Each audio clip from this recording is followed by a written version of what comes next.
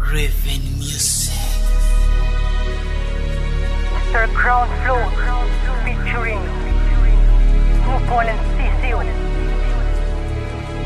Matatag. Ikaw ang masanatin, nalalaman ang isip ko. Ikaw ang nananatili sa ating mga nakaraan.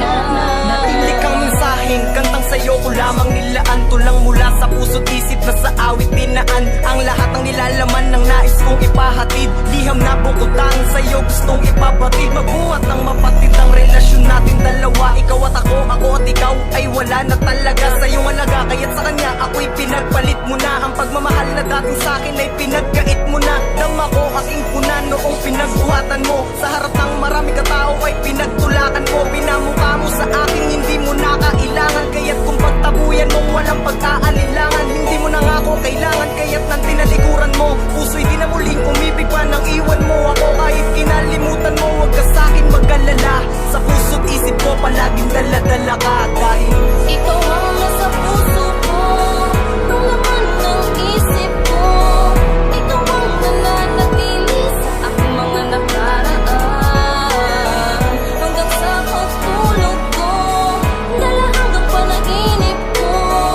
Ikaw ang nananatili sa aking mga nakaraan. halos ilang taon, buwan at mga araw ang lumipas. Hanggang ngayon ang isip ko di magawang umiwas. Pilitin man lumikas ay bumabalik pa rin sa aking puso't isipan. Kahit balibalik ta rin, walang iba, ikaw pa rin ang nasa puso't isip ko. Palagi kang nilalaman ng bawat panaginip ko. Sa piling mo magkasama't nakahiga sa iyong binte. Mga halik mong kay tamis na di mabilang sa pisngi. Bakas pa rin ang iyong ngiti na siyang nagsilbing alaala. Na sa bawat sandaling mag-isa ay naaalalang magkahawak ang kamay naglalakad sa Marikina. Lambing mo at ngiti na sa'kin nakakahalina. Halina't kumain ng sabay sa isang plato. Habang tayo ay nakaupot nanonood sa kwarto. Yan ang alaalang patuloy kong tinutungtungan.